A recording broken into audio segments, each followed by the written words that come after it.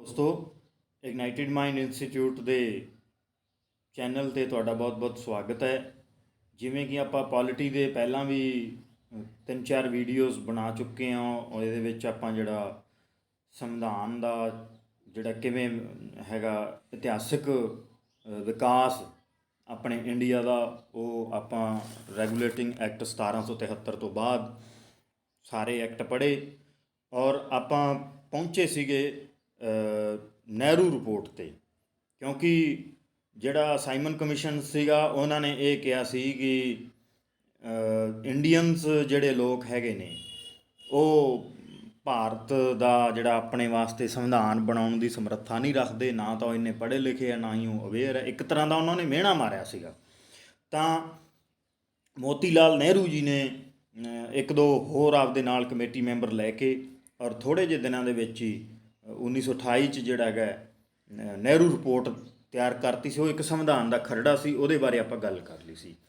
ਉਸ ਤੋਂ ਬਾਅਦ ਆਪਾਂ ਪਹੁੰਚੇ ਸੀਗੇ ਰਾਊਂਡ ਟੇਬਲ ਕਾਨਫਰੰਸ 'ਤੇ। ਜਿਹੜੀ ਰਾਊਂਡ ਟੇਬਲ ਕਾਨਫਰੰਸ ਹੈਗੀ ਹੈ, ਇਹਦੇ 'ਚ ਕੀ ਹੋਇਆ ਸੀਗਾ? ਸਭ ਤੋਂ ਪਹਿਲੀ ਜਿਹੜੀ 1930 'ਚ ਹੋਈ, 1930, 31 ਅਤੇ 32 'ਚ ਤਿੰਨ ਜਿਹੜਾ ਹੈਗਾ ਭਾਰਤੀ ਲੋਕਾਂ ਦੀਆਂ ਸਮੱਸਿਆਵਾਂ 'ਤੇ ਵਿਚਾਰ ਕਰਨ ਲਈ ਜਿਹੜੀ ਹੈਗੀ ਲੰਡਨ ਦੇ ਵਿੱਚ ਰਾਊਂਡ ਟੇਬਲ ਕਾਨਫਰੰਸ, ਗੋਲ ਮੇਜ਼ ਸੰਮੇਲਨ ਜਿਹਨਾਂ ਨੂੰ ਆਪਾਂ ਕਹਿੰਦੇ ਹਾਂ, ਇਹ ਹੋਇਆ। ਇਹਦੇ 'ਤੇ ਸਵਾਲ ਇਹ ਆਉਂਦਾ ਹੈ ਕਿ ਇਹਨਾਂ ਦੇ ਵਿੱਚ ਜਿਹੜਾ ਹੈਗਾ ਤਿੰਨਾਂ ਸੰਮੇਲਨਾਂ 'ਚੋਂ ਭਾਗ ਲੈਣ ਵਾਲਾ ਬੰਦਾ ਕਿਹੜਾ ਸੀ? ਤਾਂ ਉਹਦਾ ਆਨਸਰ ਹੈਗਾ doctor B R Ambedkar. Doctor B R Ambedkar ji ਨੇ ਜਿਹੜਾ ਹੈਗਾ ਤਿੰਨਾਂ ਸੰਮੇਲਨਾਂ 'ਚ ਭਾਗ ਲਿਆ ਸੀ। ਔਰ ਮਹਾਤਮਾ ਗਾਂਧੀ ਜੀ ਨੇ ਸਿਰਫ ਦੂਜੇ ਗੋਲਮੇਜ਼ ਸੰਮੇਲਨ ਵਿੱਚ ਇੰਡੀਅਨ ਨੈਸ਼ਨਲ ਕਾਂਗਰਸ ਦੇ ਇੱਕੋ ਇੱਕ ਪ੍ਰਤੀਨਿਧੀ ਦੇ ਰੂਪ ਵਿੱਚ ਭਾਗ ਲਿਆ ਸੀ। ਦੇਖੋ, ਕਾਂਗਰਸ ਪਾਰਟੀ ਦਾ ਐਕਸਪੈਂਸ਼ਨ ਉਦੋਂ ਇੰਨੀ ਹੋ ਗਈ ਸੀ, ਬਹੁਤ ਵੱਡੀ ਇੱਕ ਇਹ ਪਾਰਟੀ ਜਿਹੜਾ ਸੰਗਠਨ ਬਣ ਚੁੱਕਾ ਸੀ। ਪਰ ਉਹਨਾਂ ਨੇ ਮਹਾਤਮਾ ਗਾਂਧੀ ਜੀ ਨੂੰ ਭੇਜਿਆ ਕਿ ਗਾਂਧੀ ਜੀ ਜਿਵੇਂ ਉੱਥੇ ਗੱਲ ਕਰੇ ਹੋਣਗੇ, ਬਸ ਠੀਕ ਹੈ, ਸਾਨੂੰ ਮਨਜ਼ੂਰ ਹੋਏਗੀ। ਪਰ ਗਾਂਧੀ ਜੀ ਨੇ ਉੱਥੇ ਜਿਹੜਾ ਹੈਗਾ ਕਮਿਊਨਲ ਅਵਾਰਡ, ਜਿਹੜਾ ਡਾਕਟਰ ਅੰਬੇਦਕਰ ਕਹਿ ਰਹੇ ਸੀ ਕਿ ਤੁਸੀਂ ਜਿਹੜਾ ਹੈਗਾ ਅੰਗਰੇਜ਼ਾਂ ਨੇ ਧਰਮ ਦੇ ਆਧਾਰ 'ਤੇ ਮੁਸਲਮਾਨਾਂ ਨੂੰ ਜਿਹੜਾ ਹੈਗਾ ਮੁਸਲਮਾਨ ਹਲਕੇ ਦਿੱਤੇ ਗਏ, ਉਹਨਾਂ ਨੂੰ ਮੁਸਲਿਮ ਹੀ ਵੋਟ ਪਾ ਸਕਦੇ ਸੀਗੇ। ਇਸੇ ਤਰ੍ਹਾਂ ਹੋਰ ਜਿਹੜੇ ਹੈਗੇ ਇਹ ਭਾਰਤੀ, ਈਸਾਈ, ਯੂਰਪੀਅਨ, ਸਿੱਖ, ਇਹਨਾਂ ਸਾਰਿਆਂ ਨੂੰ ਦਿੱਤਾ ਸੀ। ਤਾਂ ਉਹਨਾਂ ਨੇ ਕਿਹਾ ਕਿ ਦਲਿਤ ਵੀ ਇੱਕ ਤਰ੍ਹਾਂ ਦੀ ਸਾਡੀ ਵੱਖਰੀ ਕਲਾਸ ਹੈ, ਉਹਨੂੰ ਵੀ ਜਿਹੜਾ ਹੈਗਾ ਸੀਟਾਂ ਵੱਖਰੀਆਂ ਦਿਓ।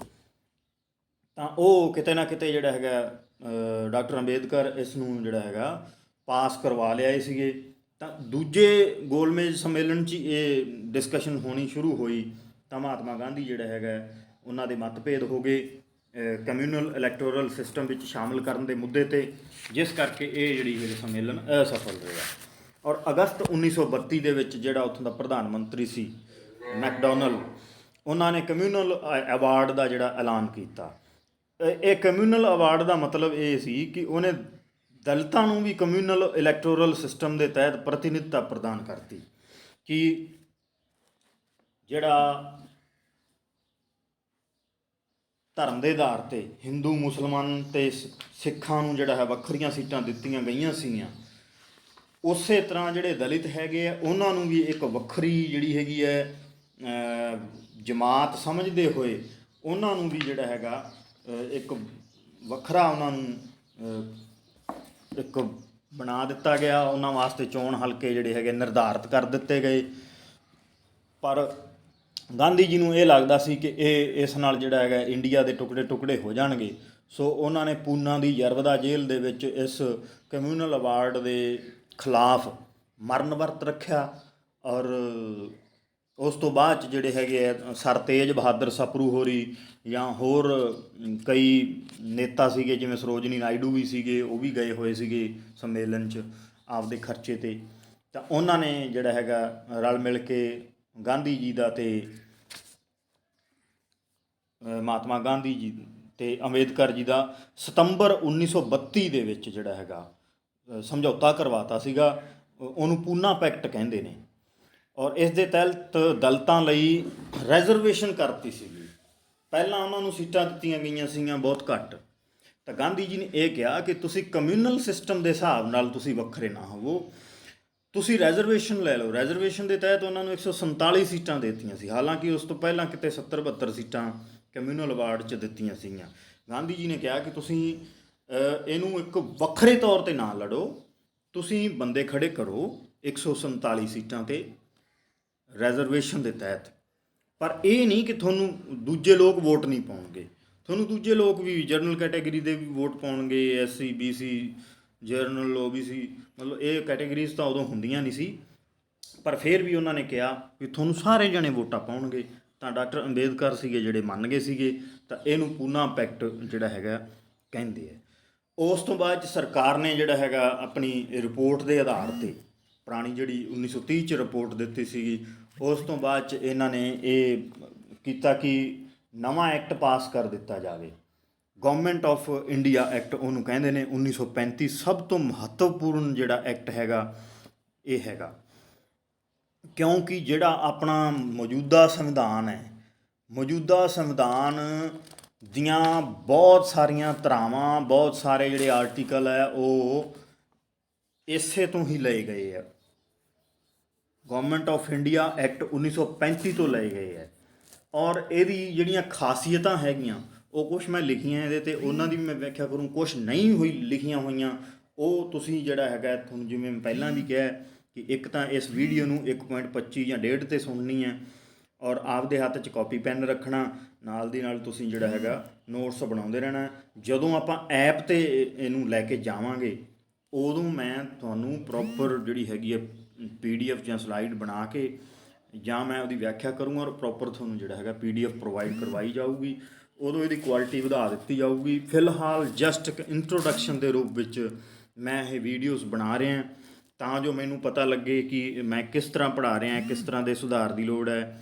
ਤਾਂ ਤੁਹਾਡੇ ਲਾਈਕ ਤਾਂ ਚਲੋ ਤੁਸੀਂ ਕਰਨਾ ਨਹੀਂ ਕਰਨਾ, ਜੀ ਕਰਦਾ ਲਾਈਕ ਕਰੋ, ਜੀ ਕਰਦਾ ਡਿਸਲਾਈਕ ਕਰੋ, ਪਰ ਜਦੋਂ ਡਿਸਲਾਈਕ ਕਰੋ ਤਾਂ ਕਾਰਨ ਜ਼ਰੂਰ ਤੁਸੀਂ ਦੱਸਿਓ ਵੀ ਆਹ ਚੀਜ਼ ਸਰ ਤੁਹਾਡੀ ਚੰਗੀ ਨਹੀਂ ਲੱਗੀ, ਮੈਂ ਉਹਦੇ 'ਚ ਸੁਧਾਰ ਕਰ ਸਕਾਂ। ਸੋ ਆਪਾਂ ਪ੍ਰੋਵੀਜ਼ਨ ਪੜ੍ਹਦੇ ਹਾਂ ਵੀ ਕੀ ਖਾਸੀਅਤ ਸੀਗੀਆਂ। ਸਭ ਤੋਂ ਪਹਿਲਾਂ ਤਾਂ ਇਹ ਹੈ ਕਿ ਕੋਈ ਵੀ ਸੰਵਿਧਾਨ ਲਿਖਿਆ ਜਾਂਦਾ ਹੈ, ਜਾਂ ਕੋਈ ਵੀ ਐਕਟ ਲਿਖਿਆ ਜਾਂਦਾ ਹੈ, ਜਾਂ ਕੋਈ ਵੀ ਆਪਾਂ ਪੋਲਿਸੀ ਤਿਆਰ ਕਰਦੇ ਹਾਂ, ਤਾਂ ਉਹਦੀ ਜਿਹੜੀ ਹੈਗੀ ਭੂਮਿਕਾ ਲਿਖੀ ਜਾਂਦੀ ਹੈ, ਪ੍ਰੀਐਂਬਲ ਲਿਖੀ ਜਾਂਦੀ ਹੈ ਵੀ ਇਸ ਐਕਟ ਨੂੰ, ਇਸ ਰਿਪੋਰਟ ਨੂੰ ਜਿਹੜੀ ਅਸੀਂ ਪ੍ਰੈਜ਼ੈਂਟ ਕਰ ਰਹੇ ਹਾਂ ਉਹਦਾ ਉਦੇਸ਼ ਕੀ ਹੈ, ਵੀ ਉਹਦਾ ਉਦੇਸ਼ ਕੀ ਹੈ। ਉਹ ਇਹਦੀ ਆਪਣੀ ਜਿਹੜੀ ਹੈਗੀ ਆ ਪ੍ਰੀਐਂਬਲ ਨਹੀਂ ਸੀਗੀ। 1919 ਦਾ ਜਿਹੜਾ ਐਕਟ ਬਣਾਇਆ ਸੀਗਾ ਮੌਂਟੇਗੂ ਚੈਮਸਫੋਰਡ, ਉਸੇ ਦੀ ਪ੍ਰੀਐਂਬਲ ਨੂੰ ਉੱਥੋਂ ਕਾਪੀ ਕਰਕੇ ਇੱਥੇ ਪੇਸਟ ਕਰ ਦਿੱਤਾ ਗਿਆ ਸੀਗਾ, ਸਵੀਕਾਰ ਕਰ ਲਿਆ ਗਿਆ ਸੀ। ਔਰ ਇੰਡੀਆ ਦੇ ਵਿੱਚ ਸਭ ਤੋਂ ਪਹਿਲਾਂ ਰਿਸਪੌਂਸੀਬਲ ਰੂਲ ਦੀ ਜਿਹੜੀ ਹੈਗੀ ਆ ਵੱਡੀ ਗੱਲ ਕੀਤੀ ਗਈ ਸੀ, ਪਰ ਦੇਸ਼ ਦੀ ਆਜ਼ਾਦੀ ਬਾਰੇ ਕੋਈ ਇਹਦੇ 'ਚ ਉਲੇਖ ਨਹੀਂ ਸੀ ਕੀਤਾ ਗਿਆ। ਇਹ ਐਕਟ ਦੀ ਜਿਹੜੀ ਸਭ ਤੋਂ ਵੱਡੀ ਕਮੀ ਸੀ, ਜਿਸ ਕਰਕੇ ਇਹਦੀ ਆਲੋਚਨਾ ਕੀਤੀ ਗਈ, ਉਹ ਆਪਾਂ ਲਾਸਟ ਦੇ ਵਿੱਚ ਕਰਦੇ ਹਾਂ ਕਿ ਕਿਹਨੇ ਕੀ ਕਿਹਾ। ਦੂਜਾ ਜਿਹੜਾ ਇਹਦੇ 'ਚ ਹੈਗਾ ਸੀਗਾ, ਆਲ ਇੰਡੀਆ ਫੈਡਰੇਸ਼ਨ ਦੀ ਸਥਾਪਨਾ ਕੀਤੀ ਗਈ ਸੀਗੀ। ਆਲ ਇੰਡੀਆ ਫੈਡਰੇਸ਼ਨ ਦੀ ਸਥਾਪਨਾ ਦਾ ਮਤਲਬ ਕੀ ਸੀਗਾ, ਯੂਨੀਫਿਕੇਸ਼ਨ ਵਾਲੇ ਪਾਸੇ ਭਾਰਤ ਵੱਧ ਰਿਹਾ ਸੀਗਾ, ਕਿ ਜਿਹੜੀਆਂ ਰਿਆਸਤਾਂ ਹੈਗੀਆਂ ਉਹਨਾਂ ਨੂੰ ਇੱਕ ਵਾਰ ਤਾਂ ਕਿਹਾ ਗਿਆ ਸੀ ਵੀ ਚਲੋ ਤੁਸੀਂ ਵੱਖਰੇ ਹੈਗੇ ਹੋ, ਪਰ ਕਿਤੇ ਨਾ ਕਿਤੇ ਇਹ ਨੀਂਹ ਰੱਖ ਦਿੱਤੀ ਗਈ ਸੀਗੀ ਕਿ ਭਾਰਤ ਜਿਹੜਾ ਵੱਡਾ ਸਾਰਾ ਹੈਗਾ ਉਹਨੂੰ ਇਕੱਠਾ ਕਰ ਦਿੱਤਾ ਜਾਵੇ, ਉਹਨੂੰ ਇੱਕ ਫੈਡਰੇਸ਼ਨ ਦੇ ਰੂਪ ਵਿੱਚ ਬਣਾਇਆ ਜਾਵੇ। ਫੈਡਰੇਸ਼ਨ ਦਾ ਮਤਲਬ ਹੁੰਦਾ ਹੈ ਕਿ ਇਕਾਈਆਂ, ਜਿਹੜੀਆਂ ਇਕਾਈਆਂ ਹੈ, ਜਿਹੜੇ ਪ੍ਰੋਵਿੰਸ ਹੈ, ਪ੍ਰਾਂਤ ਹੈਗੇ, ਉਹਨਾਂ ਨੂੰ ਵੀ ਸ਼ਕਤੀਆਂ ਕਾਫੀ ਸਾਰੀਆਂ ਦਿੱਤੀਆਂ ਜਾਣ। ਤਾਂ ਦੇਸੀ ਰਿਆਸਤਾਂ ਨੂੰ ਉਹਨਾਂ ਦੀ ਸੁਤੰਤਰਤਾ 'ਤੇ ਛੱਡਿਆ ਗਿਆ ਕਿ ਤੁਹਾਡਾ ਜੀ ਕਰਦਾ ਹੈ ਤਾਂ ਤੁਸੀਂ ਇਹਦੇ 'ਚ ਰਲਿਓ, ਨਹੀਂ ਜੀ ਕਰਦਾ ਤਾਂ ਤੁਸੀਂ ਜਿਹੜਾ ਹੈਗਾ ਬ੍ਰਿਟਿਸ਼ ਇੰਡੀਆ ਦੇ ਵਿੱਚ ਨਾ ਰਲਿਓ, ਤੁਸੀਂ ਆਪਣੀ ਸੁਤੰਤਰ ਹੋਂਦ ਜਿਹੜੀ ਹੈਗੀ ਹੈ ਰੱਖ ਸਕਦੇ ਹੋ। ਫਿਰ ਇਹਨੂੰ ਅੱਗੇ ਆਪਾਂ ਜੇ ਕਹੀਏ ਤਾਂ ਭਾਰਤ ਦੀ ਪੋਲੀਟੀਕਲ ਇੰਟੀਗ੍ਰੇਸ਼ਨ ਦੀ ਦਿਸ਼ਾ ਦੇ ਵਿੱਚ ਜਿਹੜਾ ਹੈਗਾ ਪਹਿਲੀ ਕੋਸ਼ਿਸ਼ ਇਹਨੂੰ ਮੰਨਿਆ ਜਾਂਦਾ ਹੈ। ਭਾਰਤ ਦੀ ਜਿਹੜੀ ਰਾਜਨੀਤਿਕ ਏਕਤਾ ਦੀ ਪਹਿਲੀ ਕੋਸ਼ਿਸ਼ ਜਿਹੜੀ ਹੈਗੀ ਹੈ ਇਹ ਇੱਥੋਂ ਸ਼ੁਰੂ ਹੋਈ ਸੀਗੀ। ਔਰ ਜਿਹੜਾ ਆਲ ਇੰਡੀਆ ਫੈਡਰੇਸ਼ਨ ਸੀਗਾ ਬਣਾਉਣ ਦੀ ਕੋਸ਼ਿਸ਼ ਸੀਗੀ, ਉਹ ਦੇਸੀ ਰਿਆਸਤਾਂ ਜਿਹੜੀਆਂ ਉਸ ਵਕਤ 93 ਸੀਗੀਆਂ, ਤਾਂ ਉਹਨਾਂ ਨੇ ਜਿਹੜਾ ਹੈਗਾ ਵਿਰੋਧ ਕੀਤਾ ਵੀ ਨਹੀਂ ਤੁਸੀਂ ਇਸ ਤਰ੍ਹਾਂ ਦੀ ਜਿਹੜੀ ਹੈਗੀ ਹੈ ਆਲ ਇੰਡੀਆ ਫੈਡਰੇਸ਼ਨ ਦੀ ਗੱਲ ਕਰ ਰਹੇ ਹੋ, ਠੀਕ ਹੈ, ਤੁਸੀਂ ਹੁਣ ਸਾਨੂੰ ਸੁਤੰਤਰਤਾ ਦੀ ਗੱਲ ਕਰਦੇ ਹੋ, ਸੁਤੰਤਰਤਾ ਦਿੱਤੀ ਹੈ, ਪਰ ਕਿਤੇ ਨਾ ਕਿਤੇ ਗਾਂਹ ਜਾ ਕੇ ਤੁਸੀਂ ਇਹ ਵੀ ਦਬਾਅ ਪਾਉਣਾ ਸ਼ੁਰੂ ਕਰੋਗੇ ਵੀ ਨਹੀਂ ਤੁਹਾਡੀਆਂ ਰਿਆਸਤਾਂ ਵੱਖਰੀਆਂ ਚੰਗੀਆਂ ਨਹੀਂ ਹੈਗੀਆਂ, ਵਿੱਚ ਰਲਣਾ ਚਾਹੀਦਾ, ਤਾਂ ਉਹਨਾਂ ਨੇ ਜਿਹੜਾ ਹੈਗਾ ਵਿਰੋਧ ਕਰਤਾ। ਔਰ ਕਿਉਂਕਿ ਉਹ ਅੰਗਰੇਜ਼ਾਂ ਦੇ ਜਿਹੜੇ ਸੀਗੇ ਕਾਫੀ ਨੇੜੇ ਸੀਗੇ, ਅੰਗਰੇਜ਼ਾਂ ਦੇ ਪ੍ਰਤੀ ਉਹ ਲਾਇਲ ਸੀਗੇ, ਇਸ ਕਰਕੇ ਅੰਗਰੇਜ਼ਾਂ ਨੇ ਉਹਨਾਂ ਦੀ ਮੰਨੀ ਔਰ ਇਹ ਜਿਹੜਾ ਹੈਗਾ ਆਲ ਇੰਡੀਆ ਫੈਡਰੇਸ਼ਨ ਸਥਾਪਿਤ ਨਹੀਂ ਹੋ ਚੁੱਕਿਆ। ਉਸ ਤੋਂ ਅੱਗੇ ਹੋਇਆ ਜਿਹੜਾ ਇਸ ਐਕਟ ਦੇ ਤਹਿਤ ਕੇਂਦਰ ਤੇ ਰਾਜਾਂ ਦੇ ਵਿਚਕਾਰ ਜਿਹੜੇ ਹੈਗੇ ਸ਼ਕਤੀਆਂ ਦੀ ਵੰਡ ਕੀਤੀ ਗਈ, division of power, division of power ਹੈ ਜਿਹੜਾ ਉਹ ਕੀਤਾ ਗਿਆ, ਜਿਹੜਾ ਕਿ ਅਜੇ ਤੱਕ ਵੀ ਚੱਲਦਾ ਹੈ। ਡਿਵੀਜ਼ਨ ਆਫ ਪਾਵਰ 3 ਲਿਸਟਾਂ ਜਿਹੜੀਆਂ ਉਸ ਵਕਤ ਬਣਾਤੀਆਂ ਸੀਗੀਆਂ, ਹੁਣ ਉਹਨਾਂ ਨੂੰ ਕੁਝ ਹੋਰ ਨਾਮ ਦਿੰਦੇ ਆ, ਉਦੋਂ ਕੁਝ ਹੋਰ ਨਾਮ ਦਿੰਦੇ ਸੀ। ਫੈਡਰਲ ਲਿਸਟ ਕਹਿੰਦੇ ਸੀਗੇ, ਹੁਣ ਉਹਨੂੰ ਜਿਹੜਾ ਹੈਗਾ ਯੂਨੀਅਨ ਲਿਸਟ ਕਹਿੰਦੇ ਆ। ਪ੍ਰੋਵਿੰਸ਼ੀਅਲ ਲਿਸਟ ਕਹਿੰਦੇ ਸੀ ਉਹਨੂੰ, ਹੁਣ ਉਹਨੂੰ ਜਿਹੜੀ ਹੈਗੀ ਰਾਜ ਸੂਚੀ ਕਹਿੰਦੇ ਆ। ਔਰ ਸਮਵਰਤੀ ਸੂਚੀ ਕੰਕਰੈਂਟ ਲਿਸਟ ਵੀ ਸੀਗੀ। ਔਰ ਵਿਸ਼ਿਆਂ ਦਾ ਜਿਹੜਾ ਸੀਗਾ ਉਸ ਵਕਤ ਗਿਣਤੀ ਜੇ ਆਪਾਂ ਕਰੀਏ ਤਾਂ ਜਿਹੜੀ ਫੈਡਰਲ ਲਿਸਟ ਸੀਗੀ ਉਹਦੇ 'ਚ 59 ਵਿਸ਼ੇ ਸੀਗੇ, ਜਿਨ੍ਹਾਂ 'ਤੇ ਕਿ ਫੈਡਰਲ ਸਰਕਾਰ ਸੀ ਜਿਹੜੀ ਉਹ ਬਣਾ ਸਕਦੀ ਸੀ ਕਾਨੂੰਨ।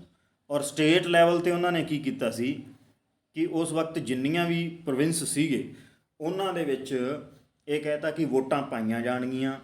1937 ਦੇ ਵਿੱਚ ਇਲੈਕਸ਼ਨ ਹੋਏ ਔਰ ਸਟੇਟਾਂ ਦੇ ਵਿੱਚ ਜਿਹੜੀ ਹੈਗੀ ਹੈ ਪੂਰਨ ਬਹੁਮਤ ਨਾਲ ਇੰਡੀਅਨ ਨੈਸ਼ਨਲ ਕਾਂਗਰਸ ਦੀ ਜਿਹੜੀ ਸਰਕਾਰ ਹੈ ਉਹ ਬਣੀ ਸੀਗੀ। ਔਰ ਉਹਦੇ 'ਚ ਗਾਂਹ ਹੋਰ ਪ੍ਰੋਵੀਜ਼ਨ ਸੀਗੇ ਕਿ ਜਿੰਨਾ ਚਿਰ ਉਹ ਜਿਹੜੀ ਸਰਕਾਰ ਬਣੀ ਹੈ 1937 ਦੇ ਵਿੱਚ ਕਿ ਗਵਰਨਰ ਦੁਆਰਾ ਜਾਂ ਫੈਡਰਲ ਗਵਰਨਮੈਂਟ ਦੁਆਰਾ ਜੋ ਵੀ ਕਾਨੂੰਨ ਬਣਾਇਆ ਜਾਂਦਾ ਹੈ ਔਰ ਜਿਹੜੀ ਪ੍ਰੋਵਿੰਸ ਦੇ ਵਿੱਚ ਸਰਕਾਰ ਹੈ ਉਹਨੂੰ ਵੀ ਉਹ ਕਾਨੂੰਨ ਪਾਸ ਕਰਨ ਲਈ ਕਿਹਾ ਜਾਂਦਾ ਹੈ, ਪਰ ਇਹ ਕਰਦੇ ਨਹੀਂ ਸੀਗੇ। ਇਸ ਤਰ੍ਹਾਂ ਕਰਕੇ ਅੰਗਰੇਜ਼ਾਂ ਦੇ ਕਾਨੂੰਨਾਂ ਦੀ ਜਿਹੜੀ ਹੈਗੀ ਹੈ ਉਲੰਘਣਾ ਹੋਣ ਤੋਂ ਪਹਿਲਾਂ ਹੀ ਕਾਨੂੰਨ ਬਣਨ ਹੀ ਨਹੀਂ ਦਿੱਤਾ ਜਾਂਦਾ ਸੀਗਾ। ਸੋ ਸੰਘ ਸੂਚੀ ਦੇ ਵਿੱਚ 59 ਵਿਸ਼ੇ ਸੀ, ਰਾਜ ਸੂਚੀ ਦੇ ਵਿੱਚ 54 ਵਿਸ਼ੇ ਸੀ ਔਰ ਸਮਵਰਤੀ ਸੂਚੀ ਦੇ ਵਿੱਚ ਜਿਹੜੇ ਹੈਗੇ ਆ 36 ਵਿਸ਼ੇ ਸੀਗੇ। ਇਸ 'ਤੇ ਗਵਰਨਰ ਜਨਰਲ ਜਿਹੜਾ ਹੈ ਕਾਨੂੰਨ ਬਣਾ ਸਕਦਾ ਸੀ। ਔਰ ਇਸ ਐਕਟ ਦੇ ਤਹਿਤ ਜਿਹੜਾ ਹੈਗਾ ਪ੍ਰੋਵਿੰਸਿਸ ਜਿਹੜੇ ਸੀਗੇ ਉਹਨਾਂ ਨੂੰ ਜਿਹੜਾ ਹੈਗਾ ਆਟੋਨੋਮੀ, ਮਤਲਬ ਕਿ ਇੱਕ ਤਰ੍ਹਾਂ ਦੀ ਸੁਤੰਤਰਤਾ ਦਾ ਉਲੇਖ ਕੀਤਾ ਗਿਆ ਕਿ ਉਹ ਵੀ ਕਾਨੂੰਨ ਬਣਾਉਣਗੇ ਅਤੇ ਲਾਗੂ ਕਰਨਗੇ।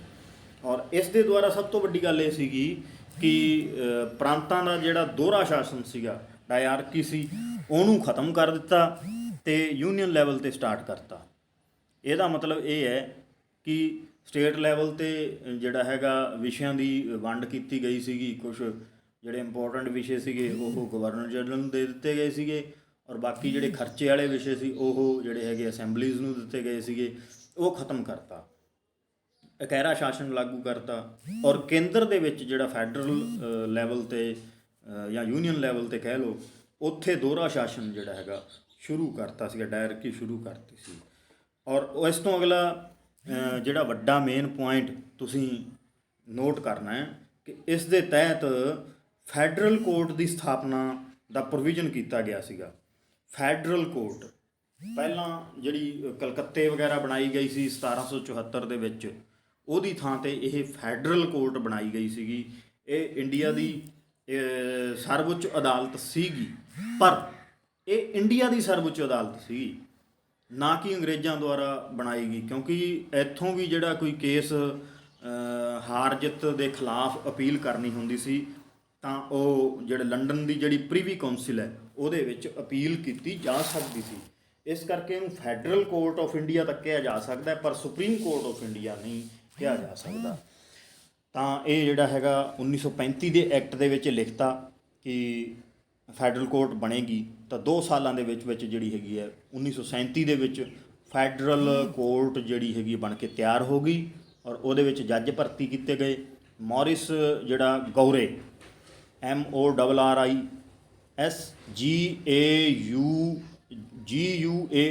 ਮੌਰਿਸ ਗੌਰੇ ਜਿਹੜਾ ਸੀ ਇਹ ਪਹਿਲਾ ਚੀਫ ਜਸਟਿਸ ਜਿਹੜਾ ਹੈਗਾ ਉੱਥੇ ਲਾਇਆ ਗਿਆ ਸੀਗਾ ਅੰਗਰੇਜ਼ਾਂ ਦੁਆਰਾ। ਔਰ ਇਸ ਦੇ ਦੁਆਰਾ ਜਿਹੜਾ ਹੈਗਾ ਸਰਵਿਸ ਕਮਿਸ਼ਨ ਭਰਤੀ ਕਰਨ ਵਾਸਤੇ ਇੱਕ ਤਾਂ ਫੈਡਰਲ ਪਬਲਿਕ ਸਰਵਿਸ ਕਮਿਸ਼ਨ ਅਤੇ ਸਟੇਟ ਪ੍ਰੋਵਿੰਸ਼ੀਅਲ ਸਰਵਿਸ ਕਮਿਸ਼ਨ, ਐਂ ਕਹਿ ਲਓ UPSC ਤੇ PPSC, ਜਿਵੇਂ ਆਪਣੇ ਹੁਣ ਸਟੇਟ ਲੈਵਲ 'ਤੇ PPSC ਹੈ ਔਰ ਸੈਂਟਰਲ ਲੈਵਲ 'ਤੇ UPSC ਹੈ, ਜਿਹੜਾ ਕਿ ਆਲ ਇੰਡੀਆ ਸਰਵਿਸਿਜ਼ ਦੇ ਇੰਪਲੋਈਜ਼ ਦੀ ਭਰਤੀ ਕਰਦਾ ਹੈ। ਤਾਂ ਉਹ ਜਿਹੜਾ ਹੈਗਾ ਇਹਨਾਂ ਨੇ ਬਣਾਤਾ ਸੀਗਾ, ਔਰ ਭਰਤੀ ਤਾਂ ਇਹ ਤੋਂ ਪਹਿਲਾਂ ਹੀ ਸ਼ੁਰੂ ਹੋ ਚੁੱਕੀ ਸੀਗੀ। ਤਾਂ ਜਿਹੜੀ ਕੇਂਦਰੀ ਸਰਕਾਰ ਜਾਂ ਫੈਡਰਲ ਲੈਵਲ 'ਤੇ ਜਿਹੜੀ ਸੀ, ਭਾਰਤ ਸਰਕਾਰ ਅਤੇ ਰਾਜ ਸਰਕਾਰ ਦੋਨਾਂ ਲਈ ਭਰਤੀ ਕੀਤੀ ਜਾ ਸਕਦੀ ਸੀਗੀ। ਜੇ ਕੇਂਦਰ ਸਰਕਾਰ ਨੂੰ ਕੋਈ ਬੇਨਤੀ ਕਰਦਾ, ਰਾਜ ਸਰਕਾਰ ਪ੍ਰੋਵਿੰਸ਼ੀਅਲ ਸਟੇਟ ਕਿ ਸਾਡੇ ਲਈ ਵੀ ਮਤਲਬ ਅਸੀਂ ਤੁਹਾਨੂੰ ਬੇਨਤੀ ਕਰਦੇ ਕਿ ਸਾਨੂੰ ਇੰਪਲੋਈ ਜਿਹੜੀ ਭਰਤੀ ਕਰਕੇ ਦਿੱਤੇ ਜਾਣ, ਤਾਂ ਕਰਦੇ ਸੀ। ਤਾਂ ਜਿਹੜੇ ਫੈਡਰਲ ਸੀਗੇ ਉਹ ਕੇਵਲ ਭਾਰਤ ਸਰਕਾਰ ਲਈ ਕਰਦੇ ਸੀਗੇ।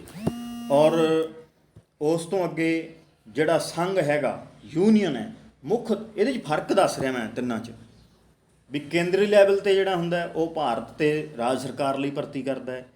ਸੰਘ ਜਿਹੜਾ ਹੁੰਦਾ ਫੈਡਰਲ ਹੁੰਦਾ, ਕੇਵਲ ਭਾਰਤ ਸਰਕਾਰ ਲਈ ਭਰਤੀ ਕਰਦਾ ਹੈ। ਅਤੇ ਜਿੱਥੇ ਆ ਗਈ ਯੂਨੀਅਨ, ਜਿਵੇਂ ਕਿ ਹੁਣ ਸਿਸਟਮ ਚੱਲ ਰਿਹਾ ਆਪਣਾ ਯੂਨੀਅਨ, ਉਹ ਮੁੱਖ ਤੌਰ 'ਤੇ ਭਾਰਤ ਸਰਕਾਰ, ਰਾਜ ਸਰਕਾਰਾਂ ਦੀ ਬੇਨਤੀ 'ਤੇ ਉਹਨਾਂ ਲਈ ਵੀ ਜਿਹੜਾ ਹੈਗਾ ਬਣਾ ਸਕਦਾ, ਮਤਲਬ ਕੇਂਦਰ ਸਰਕਾਰ ਲਈ ਵੀ ਬਣਾਉਂਦਾ ਹੈ ਔਰ ਸੈਂਟਰ ਗੌਰਮੈਂਟ ਲਈ ਵੀ ਜਿਹੜਾ ਹੈਗਾ ਭਰਤੀਆਂ ਉਹ ਕਰ ਸਕਦਾ ਹੈ। ਉਸ ਤੋਂ ਬਾਅਦ ਇਹਨਾਂ ਨੇ ਪ੍ਰੋਵੀਜ਼ਨ ਕਰਦਿਆਂ ਸਾਰੀ ਅਗਲੇ ਸਾਲ ਹੀ ਉਹਦੇ 'ਤੇ ਇੰਪਲੀਮੈਂਟੇਸ਼ਨ ਜਿਹੜੀ ਸ਼ੁਰੂ ਕਰਤੀ। 1926 ਦੇ ਵਿੱਚ ਸੈਂਟਰਲ ਪਬਲਿਕ ਕਮਿਸ਼ਨ ਭਾਰਤ ਸਰਕਾਰ ਅਤੇ ਸਾਰੀਆਂ ਰਾਜ ਸਰਕਾਰਾਂ ਲਈ ਜਿਹੜਾ ਭਰਤੀ ਕਰਦਾ ਸੀ, ਉਹ ਬਦਲ ਕੇ 1926 'ਚ ਜਿਹੜਾ ਬਣਾਇਆ ਸੀ, ਉਹਨੂੰ 1935 ਦੇ ਐਕਟ ਦੇ ਤਹਿਤ ਫੈਡਰਲ ਪਬਲਿਕ ਸਰਵਿਸ ਕਮਿਸ਼ਨ, ਸੰਘੀ ਕੇਵਲ ਭਾਰਤ ਸਰਕਾਰ ਲਈ ਜਿਹੜਾ ਭਰਤੀ ਕਰੂਗਾ।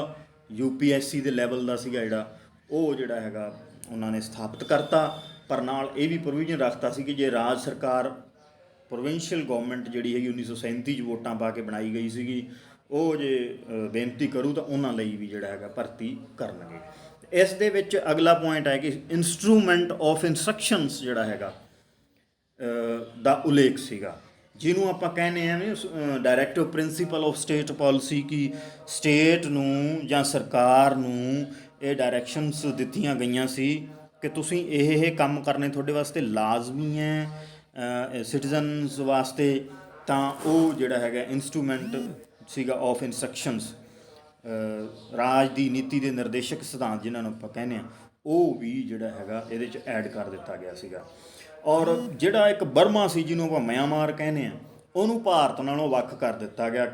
ਭਾਵ ਇਹਦੇ 'ਚ ਇਹ ਕਿਹਾ ਗਿਆ ਕਿ ਬਰਮਾ ਜਿਹੜਾ ਹੈਗਾ ਉਹ ਵੱਖਰੇ ਕਾਨੂੰਨ ਆਪਦੇ ਜਿਹੜੇ ਬਣਾਉਣ ਵਾਲਾ ਪ੍ਰੋਵਿੰਸ ਬਣਾ ਦਿੱਤਾ ਜਾਂਦਾ ਹੈ, ਉਹ ਆਪਣੇ ਵੱਖਰੇ ਕਾਨੂੰਨ ਬਣਾਊਗਾ।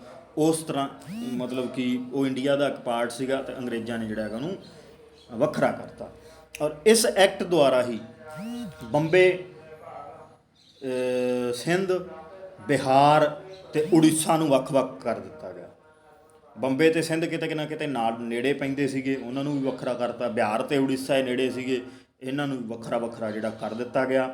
ਔਰ RBI ਜਿਹੜਾ ਰਿਜ਼ਰਵ ਬੈਂਕ ਆਫ ਇੰਡੀਆ, ਉਹ ਵੀ ਜਿਹੜਾ ਹੈਗਾ ਬਣਾ ਦਿੱਤਾ ਗਿਆ ਸੀਗਾ 1935 ਦੇ ਐਕਟ ਦੇ ਤਹਿਤ, ਔਰ ਤੁਰੰਤ ਜਿਹੜਾ ਹੈਗਾ ਇਹ ਬਣ ਗਿਆ ਸੀਗਾ। ਹੁਣ ਇਹ ਜਿਹੜਾ ਆਪਾਂ ਸਭ ਤੋਂ ਵੱਡੀ ਵਿਸ਼ੇਸ਼ਤਾ ਇਹ ਹੈ ਕਿ ਇਸ ਤੋਂ ਪਹਿਲਾਂ ਬ੍ਰਿਟਿਸ਼ ਪਾਰਲੀਮੈਂਟ ਦੇ ਵਿੱਚ ਇਸ ਤੋਂ ਵੱਡਾ ਐਕਟ ਕਦੇ ਨਹੀਂ ਸੀ ਬਣਿਆ, ਕਿਉਂਕਿ ਇਹ ਐਕਟ ਨਹੀਂ ਸੀ, ਇਹ ਇੱਕ ਤਰ੍ਹਾਂ ਦਾ ਸੰਵਿਧਾਨ ਹੀ ਸੀਗਾ, ਛੋਟਾ ਸੰਵਿਧਾਨ ਕਹਿ ਲਓ। ਇਹ ਬਣ ਚੁੱਕਿਆ ਸੀ ਭਾਰਤ ਦੇ ਲੋਕਾਂ ਵਾਸਤੇ, ਪਰ ਭਾਰਤ ਦੇ ਲੋਕਾਂ ਨੇ ਇਹਨੂੰ ਸਵੀਕਾਰ ਨਹੀਂ ਕੀਤਾ। ਉਹਦਾ ਬੇਸ ਇਹ ਹੈ ਵੀ criticism of this act by Indians ਨੇ ਜਿਹੜਾ ਹੈਗਾ ਇਹਨੂੰ ਜਿਹੜਾ ਕ੍ਰਿਟਿਸਿਜ਼ਮ ਕੀਤਾ, ਇਹਨੂੰ ਸਵੀਕਾਰ ਨਹੀਂ ਕੀਤਾ। ਤਾਂ ਸਭ ਤੋਂ ਪਹਿਲਾਂ ਤਾਂ ਆਪਾਂ ਪੰਡਿਤ ਨਹਿਰੂ ਦਾ ਜ਼ਿਕਰ ਕਰਦੇ ਹਾਂ। ਉਹਨਾਂ ਨੇ ਇੱਕ ਬੁੱਕ ਲਿਖੀ ਸੀ, discovery of India. Discovery of India ਬਹੁਤ ਮਸ਼ਹੂਰ ਬੁੱਕ ਹੈ, ਉਹ ਅਜੇ ਵੀ ਮਿਲਦੀ ਹੈ, ਵਿਕਦੀ ਹੈ, ਔਰ ਇਹਦੀ ਜਿਹੜੀ ਰਾਇਲਟੀ ਉਹ ਗਾਂਧੀ ਪਰਿਵਾਰ ਨੂੰ ਜਾਂਦੀ ਹੈ। ਤਾਂ 1935 ਦੇ ਐਕਟ ਨੂੰ ਜਿਹੜਾ ਇਹਦੀ ਆਲੋਚਨਾ ਕਰਦੇ ਹੋਏ ਇਹਨੂੰ ਗੁਲਾਮੀ ਦਾ ਅਧਿਕਾਰ ਪੱਤਰ, ਚਾਰਟਰ ਆਫ ਸਲੇਵਰੀ ਕਿਹਾ ਸੀਗਾ, ਕਿਉਂਕਿ 1935 ਦੇ ਐਕਟ ਵਿੱਚ ਭਾਰਤ ਦੀ ਸੁਤੰਤਰਤਾ ਤਾਂ ਕਿਤੇ ਵਰਣਨ ਹੀ ਨਹੀਂ ਕੀਤਾ ਗਿਆ ਸੀਗਾ। ਸਿਰਫ ਪੋਲਿਟੀ ਕਿਵੇਂ ਚਲਾਉਣੀ ਹੈ, ਪ੍ਰਸ਼ਾਸਨ ਕਿਵੇਂ ਚਲਾਉਣਾ ਹੈ, ਸਰਕਾਰਾਂ ਕਿਵੇਂ ਚਲਾਉਣੀਆਂ, ਇਹਨਾਂ ਗੱਲਾਂ ਦਾ ਤਾਂ ਵਰਣਨ ਸੀਗਾ। ਪਰ ਇੰਡੀਆ ਨੂੰ ਜਿਹੜਾ ਹੈਗਾ ਸੁਤੰਤਰਤਾ ਕਦੋਂ ਮਿਲੂਗੀ, ਇਸ ਗੱਲ ਦਾ ਕੋਈ ਵਰਣਨ ਨਹੀਂ ਸੀ।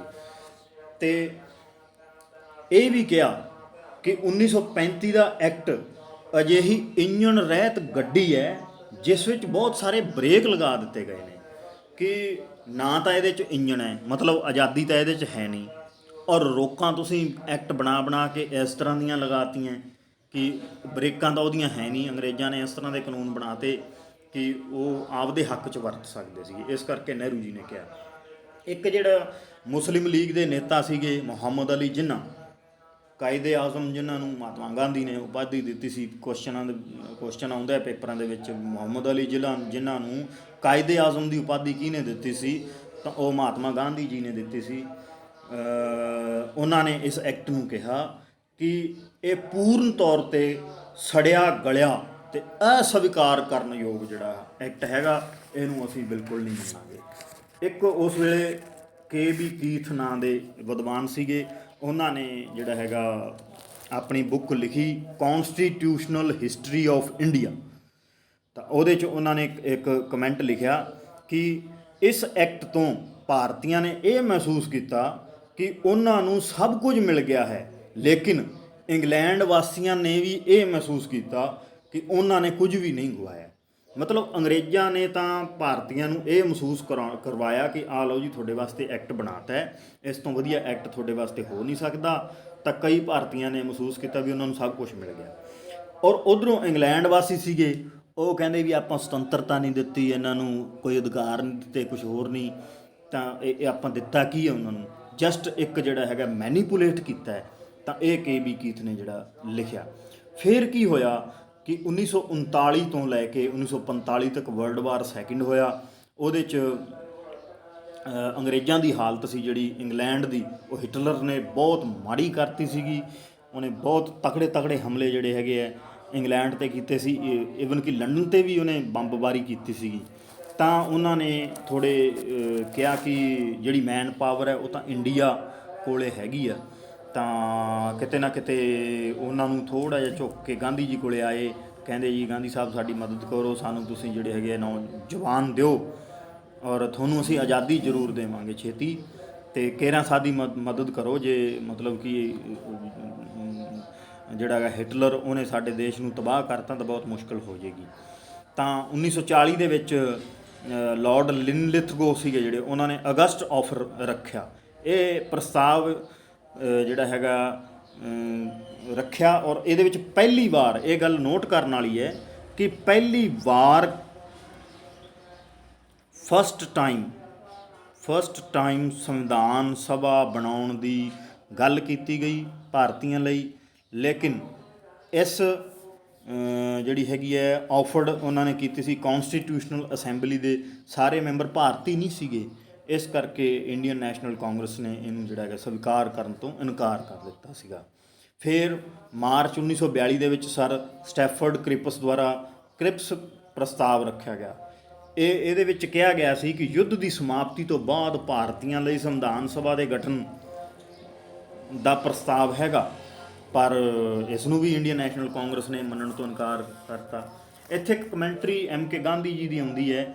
ਗਾਂਧੀ ਜੀ ਨੇ ਕਿਹਾ ਕਿ ਜਿਹੜਾ ਕ੍ਰਿਪਸ ਮਿਸ਼ਨ ਹੈ ਉਹ ਦਿਵਾਲੀਆ ਬੈਂਕ ਦਾ ਅਗਾਊਂ ਮਿਤੀ ਦਾ ਚੈੱਕ ਹੈ, ਪੋਸਟ ਡੇਟਡ ਚੈੱਕ ਹੈ, ਕਿ ਜਿਹਦਾ ਕੋਈ ਪਤਾ ਹੀ ਨਹੀਂ ਵੀ ਉਹਦੇ ਖਾਤੇ 'ਚ ਪੈਸੇ ਹੈ ਕਿ ਨਹੀਂ ਹੈ, ਤਾਂ ਉੱਥੇ ਮਤਲਬ ਕਿ ਉਹਦੀ ਕੋਈ ਗਰੰਟੀ ਨਹੀਂ ਹੈ। ਦਿਵਾਲੀਆ ਬੈਂਕ ਵੀ ਦਿਵਾਲੀਆ ਹੈ, ਬੈਂਕ ਦੇ ਵਿੱਚ ਹੈ ਵੀ ਕੁਛ ਨਹੀਂ, ਅਤੇ ਉਹਦਾ ਅਗਾਊਂ ਮਿਤੀ ਦਾ ਪੋਸਟ ਡੇਟਡ ਚੈੱਕ ਹੈ। ਉਹ ਜਿਹੜਾ ਪੋਸਟ ਡੇਟਡ ਚੈੱਕ ਹੁੰਦਾ ਉਹਦੇ 'ਚ ਕੁਛ ਵੀ ਨਹੀਂ ਹੁੰਦਾ। ਤਾਂ ਦੂਜਾ ਕਮੈਂਟ ਉਹਨਾਂ ਨੇ ਕਿਹਾ ਕਿ ਮੇਰਾ ਮਿੱਤਰ ਕ੍ਰਿਪਸ ਨੂੰ ਮਿੱਤਰ ਕਹਿੰਦੇ ਸੀ, ਕਹਿੰਦੇ ਮੇਰਾ ਮਿੱਤਰ ਜਿਹੜਾ ਇਹ ਆਫਰ ਲੈ ਕੇ ਆਇਆ ਪ੍ਰਸਤਾਵ ਦੇ ਮਾਧਿਅਮ ਦੁਆਰਾ ਸ਼ੈਤਾਨ ਦਾ ਵਕੀਲ ਬਣ ਕੇ ਆਇਆ, ਕਿ ਉਹ ਵਧੀਆ ਇਹ ਜਿਹੜਾ ਹੈਗਾ ਪ੍ਰੋਵੀਜ਼ਨ ਕਰਕੇ ਨਹੀਂ ਲਿਆਇਆ। ਸ਼ੈਤਾਨ ਦਾ ਵਕੀਲ ਜਿਹੜਾ ਹੈਗਾ ਉਹ ਕ੍ਰਿਪਸ ਨੂੰ ਕਿਹਾ ਮਹਾਤਮਾ ਗਾਂਧੀ ਜੀ ਨੇ। ਇਹ ਕੁਐਸਚਨ ਜਿਹੜਾ ਹੈਗਾ ਪੇਪਰਾਂ 'ਚ ਆ ਜਾਂਦਾ। ਔਰ ਵਰਲਡ ਵਾਰ ਸੈਕਿੰਡ ਦੇ ਸਮੇਂ ਜਿਹੜੇ ਵਿੰਸਟਨ ਚਰਚਿਲ ਸੀਗੇ ਉਹ ਇੰਗਲੈਂਡ ਦੇ ਪ੍ਰਧਾਨ ਮੰਤਰੀ ਸੀਗੇ, ਔਰ ਯੁੱਧ ਤੋਂ ਬਾਅਦ ਚੋਣਾਂ ਹੋਈਆਂ ਤਾਂ ਜਿਹੜੇ ਇਹ ਪ੍ਰਧਾਨ ਮੰਤਰੀ ਜਿਹੜੇ ਹੈਗੇ ਹਾਰ ਗਏ, ਔਰ ਲੇਬਰ ਪਾਰਟੀ ਦੇ ਜਿਹੜੇ ਕਲੀਮੈਂਟ ਐਟਲੀ ਉਹ ਇੰਗਲੈਂਡ ਦੇ ਪ੍ਰਧਾਨ ਮੰਤਰੀ ਬਣੇ। ਉਹ ਇੱਕ ਲਿਬਰਲ ਬੰਦਾ ਸੀ, ਇੱਕ ਸਿਆਣਾ ਬੰਦਾ ਸੀਗਾ ਜਿਹੜਾ ਕਲੀਮੈਂਟ ਐਟਲੀ ਸੀ। ਤਾਂ ਉਹਨੇ 1945 'ਚ ਹੀ ਐਟਲੀ ਨੇ ਭਾਰਤ ਦੀ ਸਮੱਸਿਆ 'ਤੇ ਵਿਚਾਰ ਕਰਨ ਲਈ 3 ਮੈਂਬਰੀ ਕਮੇਟੀ ਬਣਾਈ, ਕੈਬਨਿਟ ਮਿਸ਼ਨ ਬਣਾਇਆ, ਕੈਬਨਿਟ ਮਿਨਿਸਟਰ ਸੀਗੇ ਉਹਦੇ 'ਚ, ਅਤੇ ਮਾਰਚ 1946 ਦੇ ਵਿੱਚ ਜਿਹੜਾ ਹੈਗਾ ਉਹਨਾਂ ਨੂੰ ਭਾਰਤ 'ਚ ਭੇਜਿਆ। ਉਹਨਾਂ ਨੇ ਜਿਹੜਾ ਹੈਗਾ ਵਿਚਾਰ ਵਿਮਰਸ਼ ਕੀਤਾ, ਤਾਂ ਕਿਤੇ ਜਾ ਕੇ ਭਾਰਤੀ ਲੋਕ ਹੈ ਜਿਹੜੇ ਉਹ ਜਿਹੜੇ ਮੰਨੇ ਹਾਂਜੀ ਇਸ ਤਰ੍ਹਾਂ ਦਾ ਮਤਲਬ ਕਿ ਹੋਣਾ ਚਾਹੀਦਾ ਹੈ। ਫਿਰ ਸੰਵਿਧਾਨ ਸਭਾ ਜਿਹੜੀ ਬਣੀ ਉਹ ਕੈਬਨਿਟ ਮਿਸ਼ਨ ਦੇ ਪ੍ਰੋਵੀਜ਼ਨਸ ਦੇ ਅਨੁਸਾਰ ਬਣੀ। ਉਹ ਆਪਾਂ ਵਿਸਥਾਰ ਦੇ ਵਿੱਚ ਅੱਗੇ ਪੜ੍ਹਾਂਗੇ, ਪਰ ਥੋੜ੍ਹੇ ਜਿਹੇ ਫੈਕਟ ਸੀਗੇ ਪੜ੍ਹਨ ਵਾਲੇ ਹੋਰ, ਕਿ ਇੰਡੀਅਨ ਇੰਡੀਪੈਂਡੈਂਟ ਐਕਟ ਜਿਹੜਾ 1947 ਇੰਗਲੈਂਡ ਦੀ ਪਾਰਲੀਮੈਂਟ ਦੇ ਵਿੱਚ ਜਿਹੜਾ ਪਾਸ ਹੋਇਆ ਸੀ। ਇਸ ਐਕਟ ਦੇ ਤਹਿਤ ਭਾਰਤ ਨੂੰ ਜਿਹੜੀ ਸੁਤੰਤਰਤਾ ਦਿੱਤੀ ਗਈ, ਪਰ ਭਾਰਤ ਦੀ ਜਿਹੜੀ ਹੈਗੀ ਵੰਡ ਵੀ ਹੋਣੀ ਸੀ। ਪਾਕਿਸਤਾਨ ਨੂੰ ਇੱਕ ਦਿਨ ਪਹਿਲਾਂ ਆਜ਼ਾਦੀ ਦਿੱਤੀ ਗਈ 14 ਅਗਸਤ ਨੂੰ। 15 ਅਗਸਤ ਨੂੰ ਭਾਰਤ ਨੂੰ ਜਿਹੜਾ ਹੈਗਾ ਆਜ਼ਾਦੀ ਦਿੱਤੀ ਗਈ ਜਾਂ ਆਜ਼ਾਦੀ ਦਾ ਦਿਵਸ ਮਨਾਉਂਦੇ ਨੇ, ਔਰ 15 ਅਗਸਤ ਨੂੰ ਹੀ ਬੰਗਲਾਦੇਸ਼ ਦੇ ਜਿਹੜੇ ਹੈਗੇ ਹੈ ਉਹ ਸੋਗ ਦਿਵਸ ਮਨਾਉਂਦਾ ਹੈ, ਕਿਉਂਕਿ ਉੱਥੇ ਦੰਗੇ ਬਹੁਤ ਜ਼ਿਆਦਾ ਹੋਏ ਸੀਗੇ। ਔਰ 15 ਅਗਸਤ 1975 ਨੂੰ ਬੰਗਲਾਦੇਸ਼ ਦੇ ਰਾਸ਼ਟਰਪਿਤਾ ਬੰਗਬੰਧੂ ਸ਼ੇਖ ਮੁਜੀਬੁਰ ਰਹਿਮਾਨ ਦਾ ਪਰਿਵਾਰ ਸਮੇਤ ਕਤਲ ਕਰ ਦਿੱਤਾ ਗਿਆ ਸੀ। ਇਸ ਕਰਕੇ ਬੰਗਲਾਦੇਸ਼ ਹੈ ਜਿਹੜਾ ਸੋਗ ਦਿਵਸ ਮਨਾਉਂਦਾ। ਪਹਿਲੀ ਗੱਲ ਤਾਂ ਉੱਥੋਂ ਬੰਗਲਾਦੇਸ਼ ਵਾਲੇ ਪਾਸੇ ਹਿੰਸਾ ਬਹੁਤ ਹੋਈ ਸੀ, ਔਰ ਦੂਜੀ ਗੱਲ ਕਿ 15 ਅਗਸਤ 1975 ਨੂੰ ਉੱਥੋਂ ਦੇ ਰਾਸ਼ਟਰਪਤੀ ਦਾ ਪਰਿਵਾਰ ਸਮੇਤ ਕਤਲ ਕਰ ਦਿੱਤਾ ਗਿਆ ਸੀਗਾ। ਇਸ ਕਰਕੇ ਬੰਗਲਾਦੇਸ਼ ਸੋਗ ਦਿਵਸ ਮਨਾਉਂਦਾ ਹੈ। ਦੇਸੀ ਰਿਆਸਤਾਂ ਨੂੰ ਛੂਟ ਦਿੱਤੀ ਗਈ ਸੀ, ਉਹ ਚਾਹੁਣ ਤਾਂ ਭਾਰਤ 'ਚ ਮਿਲਣ, ਚਾਹੁਣ ਤਾਂ ਉਹ ਪਾਕਿਸਤਾਨ 'ਚ ਮਿਲਣ, ਜਾਂ ਆਪਣੀ ਸੁਤੰਤਰ ਹੋਂਦ ਰੱਖਣ। ਤਾਂ ਸਰਦਾਰ ਪਟੇਲ ਭਾਰਤ ਦੇ ਜਿਹੜੇ ਗ੍ਰਹਿ ਮੰਤਰੀ ਸੀ, ਦੇਸੀ ਰਿਆਸਤਾਂ ਦਾ ਵਿਭਾਗ ਵੀ ਇਸੇ ਗ੍ਰਹਿ ਮੰਤਰਾਲੇ ਦੇ ਅੰਦਰ ਸੀਗਾ। ਅਤੇ VP ਮੈਨਨ ਸੀਗੇ ਉਸ ਵੇਲੇ ਦੇ IAS ਅਫਸਰ ਸੀਗੇ, ਬਹੁਤ ਇੰਟੈਲੀਜੈਂਟ ਪਰਸਨ ਸੀਗੇ, ਬੜੇ ਫਾਸਟ ਫੈਸਲੇ ਲੈਂਦੇ ਸੀਗੇ। ਉਹਨਾਂ ਨੂੰ ਜਿਹੜਾ ਹੈਗਾ ਇਸ ਮਹਿਕਮੇ ਦਾ ਸੈਕਟਰੀ ਲਾਇਆ ਗਿਆ, ਅਤੇ ਸਰਦਾਰ ਪਟੇਲ ਅਤੇ VP ਮੈਨਨ ਜਿਹੜੇ ਹੈਗੇ ਇਹਨਾਂ ਦੋਨਾਂ ਨੂੰ ਭਾਰਤ ਦੇ ਏਕੀਕਰਨ ਦਾ ਜਿਹੜਾ ਸਿਹਰਾ ਦਿੱਤਾ ਜਾਂਦਾ ਹੈ। ਔਰ VP ਮੈਨਨ ਨੇ ਇੱਕ ਕਿਤਾਬ ਲਿਖੀ ਸੀ, ਉਹਨਾਂ ਵੇਲੇ 'ਚ ICS ਅਫਸਰ ਸੀਗੇ ਉਹ, ਹੁਣ IAS ਕਹਿੰਦੇ ਉਹਨਾਂ ਨੂੰ, integration of the Indian states 1955। ਤਾਂ ਇਹ ਇੰਟੀਗ੍ਰੇਸ਼ਨ ਕਿਵੇਂ ਕਿਵੇਂ ਹੋਇਆ, ਕੀ ਕੀ ਕਰਨਾ ਪਿਆ ਉਹਨਾਂ ਨੂੰ, ਕਿੰਨੀਆਂ ਮਿਹਨਤਾਂ, ਕਿੰਨੇ ਦਾਅ ਪੇਚ ਉਹਨਾਂ ਨੂੰ ਲਾਉਣੇ ਪਏ, ਉਹ ਸਾਰੀਆਂ ਗੱਲਾਂ ਜਿਹੜੀਆਂ ਇਹਦੇ 'ਚ ਲਿਖੀਆਂ। ਫਿਰ ਜਦ ਤੱਕ ਦੋਨਾਂ ਦੇਸ਼ਾਂ ਦੀਆਂ ਸੰਵਿਧਾਨ ਸਭਾਵਾਂ ਨਵਾਂ ਸੰਵਿਧਾਨ ਨਹੀਂ ਬਣਾ ਲੈਂਦੀਆਂ, ਤਦ ਤੱਕ ਇਹਨਾਂ ਦੋਨਾਂ ਦੇਸ਼ਾਂ ਦਾ ਜਿਹੜਾ ਹੈਗਾ ਸ਼ਾਸਨ ਵਿਵਸਥਾ ਇੰਡੀਅਨ ਸ਼ਾਸਨ ਐਕਟ 1935 ਦੁਆਰਾ ਚੱਲੇਗੀ, ਇਹ ਇਹਦੇ ਵਿੱਚ ਲਿਖਿਆ ਗਿਆ ਸੀਗਾ। ਸੋ 15 ਅਗਸਤ 1947 ਤੋਂ ਲੈ ਕੇ 26 ਜਨਵਰੀ 1950 ਤੱਕ ਭਾਰਤ ਦਾ ਜਿਹੜਾ ਸ਼ਾਸਨ ਪ੍ਰਬੰਧ ਹੈ ਉਹ 1935 ਵਾਲੇ ਐਕਟ ਦੇ ਤਹਿਤ ਚੱਲਿਆ ਸੀਗਾ। ਜਦ ਤੱਕ ਦੋਨਾਂ ਦੇਸ਼ਾਂ ਦੇ ਨਵੇਂ ਸੰਵਿਧਾਨ ਦੇ ਤਹਿਤ ਨਵੀਂ ਸੰਸਦ ਦਾ ਗਠਨ ਨਹੀਂ ਹੋ ਜਾਂਦਾ, ਤਦ ਤੱਕ ਇਹ ਜਿਹੜੀਆਂ ਸੰਵਿਧਾਨ ਸਭਾਵਾਂ ਨੇ ਉਹੀ ਪਾਰਲੀਮੈਂਟ ਦਾ ਰੂਪ ਕੰਮ ਕਰਨੀਆਂ। ਹੁਣ ਦੇਖੋ, ਆਪਾਂ ਕਹਿੰਦੇ ਪਹਿਲੇ ਸਪੀਕਰ ਕੌਣ ਸੀਗੇ, ਤਾਂ GV ਮਾਵਲੰਕਰ ਨੂੰ ਕਹਿੰਦੇ ਆਪਾਂ। GV ਮਾਵਲੰਕਰ ਸਪੀਕਰ ਸੀ, ਔਰ ਸੰਵਿਧਾਨ ਸਭਾ ਦੇ ਪ੍ਰਧਾਨ ਡਾਕਟਰ ਰਜਿੰਦਰ ਪ੍ਰਸਾਦ ਸੀ। ਜਦੋਂ ਤਾਂ ਕਾਨੂੰਨ ਬਣਾਉਣਾ ਹੁੰਦਾ ਕੋਈ ਪਾਰਲੀਮੈਂਟ ਦੇ ਵਿੱਚ ਪਾਰਲੀਮੈਂਟ ਦੇ ਰੂਪ ਵਿੱਚ ਚਲਾਉਣੀ ਹੁੰਦੀ, ਤਾਂ ਉਦੋਂ ਤਾਂ GV ਮਾਵਲੰਕਰ ਸੀਗੇ ਜਿਹੜੇ ਉਹ ਪ੍ਰਧਾਨਗੀ ਕਰਦੇ। ਜਦੋਂ ਸੰਵਿਧਾਨ ਸਭਾ ਦੇ ਤਹਿਤ ਚਲਾਉਣਾ ਹੁੰਦਾ, ਉਦੋਂ ਉਹਦੀ ਜਿਹੜੀ ਪ੍ਰਧਾਨਗੀ ਹੈ ਡਾਕਟਰ ਰਜਿੰਦਰ ਪ੍ਰਸਾਦ ਕਰਦੇ ਸੀਗੇ।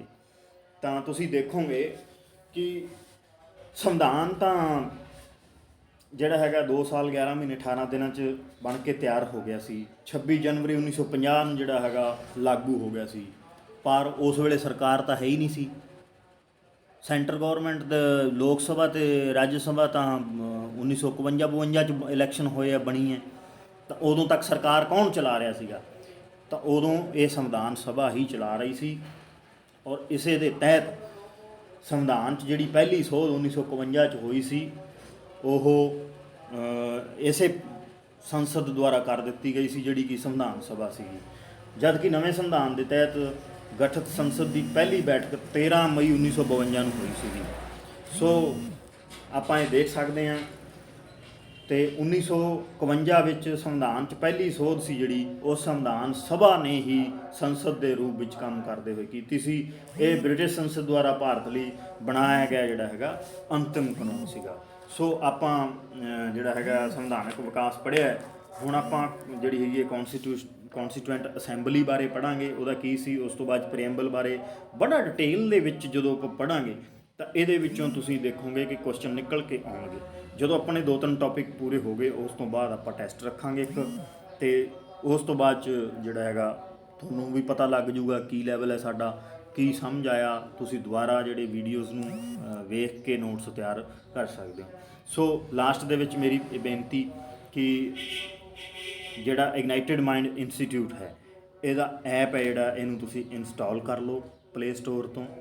ਔਰ ਜਿਹੜੇ ਆਈਫੋਨ ਵਾਲੇ ਹੈਗੇ ਆ ਉਹ ਕਲਾਸ ਪਲੱਸ ਤੋਂ ਦੇ ਨਾਂ ਤੋਂ ਇਹਦਾ YouTube ਚੈਨਲ ਵੀ ਹੈ। ਇਹਦਾ ਡਿਸਕ੍ਰਿਪਸ਼ਨ ਦੇ ਵਿੱਚ ਤੁਹਾਨੂੰ ਮੈਂ ਜਿਹੜਾ ਇੰਸਟਾਗ੍ਰਾਮ ਦਾ ਲਿੰਕ ਵੀ ਮੈਂ ਦੇ ਦਿੰਦਾ।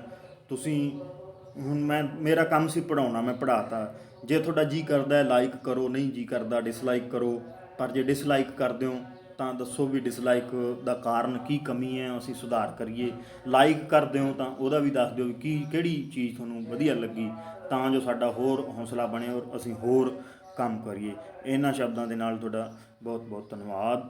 ਇਸੇ ਤਰ੍ਹਾਂ ਅਸੀਂ ਲਗਾਤਾਰ ਜਿਹੜੇ ਵੀਡੀਓਜ਼ ਤੁਹਾਨੂੰ ਦਿੰਦੇ ਰਹਾਂਗੇ।